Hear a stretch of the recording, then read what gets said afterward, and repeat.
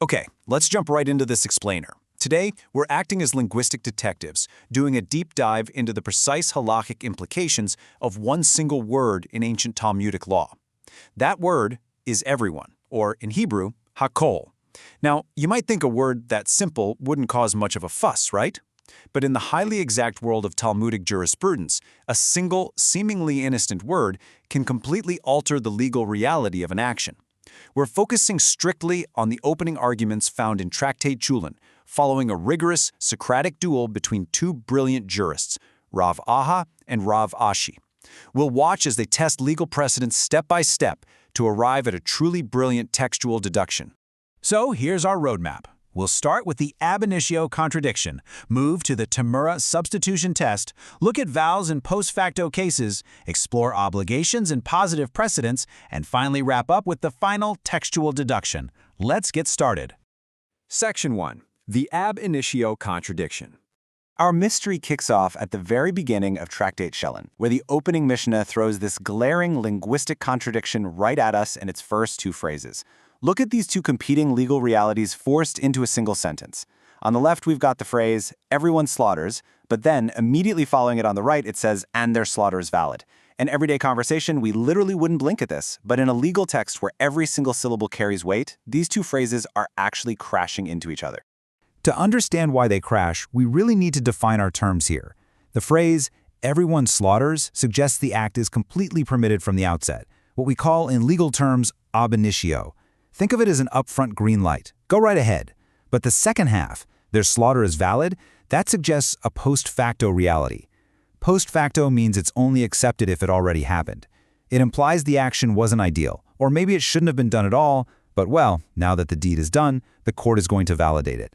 So you have to ask yourself, how can one single action be both an upfront green light and a retroactive concession at the exact same time?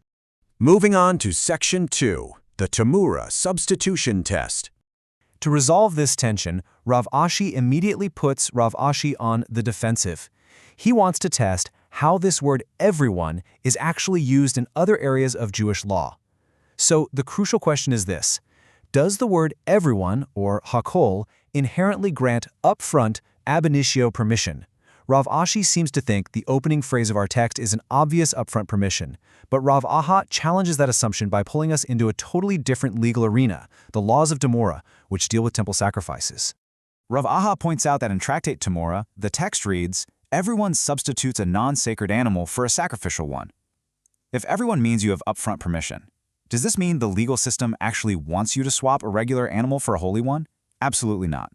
Because Leviticus explicitly forbids this substitution, literally stating, he shall neither exchange it nor substitute it. So Rav Acha argues that everyone in Temurah clearly describes a post facto sin, not an upfront permission.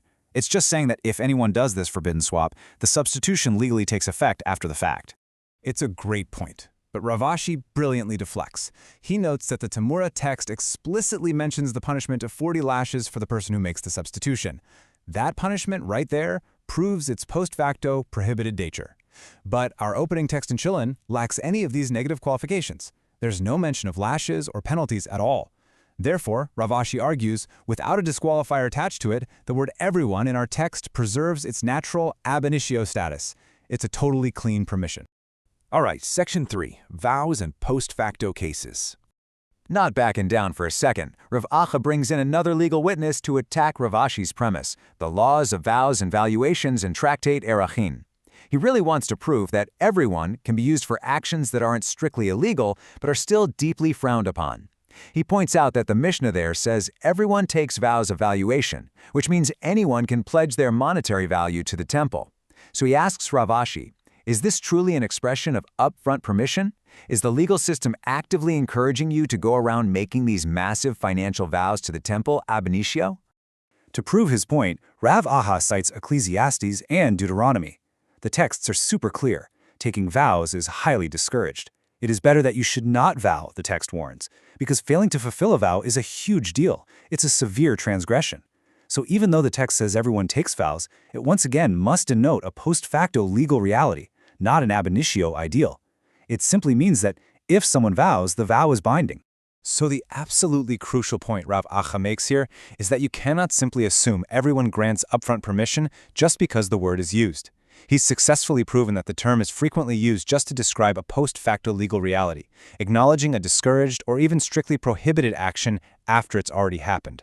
Which brings us to Section 4, Obligations and Positive Precedents. The pendulum swings again. Rav Ashi counters by shifting the matrix entirely. He basically asks, do you really think the term everyone never means ab initio? Like, is it always a negative or post facto term? Now, obviously for core obligations like sitting in a sukkah or wearing tzitzit, everyone means ab initio because you're required to do them. But Rav Ashi bypasses those obvious obligations. He asks, what about positive actions that aren't strictly required, but where the word everyone is still used? He points to the law of semicha in tractate Menachat, where everyone places their hands on an animal offering. Because Leviticus frames this act as a positive method for atonement, Rav Ashi proves that in this case, everyone unequivocally means ab initio. It's a desired upfront action. It's not an obligation that you must bring a voluntary offering, but if you do, placing your hands on it is the ideal, permitted, upfront way to do it. And this perfectly illustrates the linguistic chaos they've been sorting through. Just look at this matrix. In Temurah, everyone means post facto and prohibited.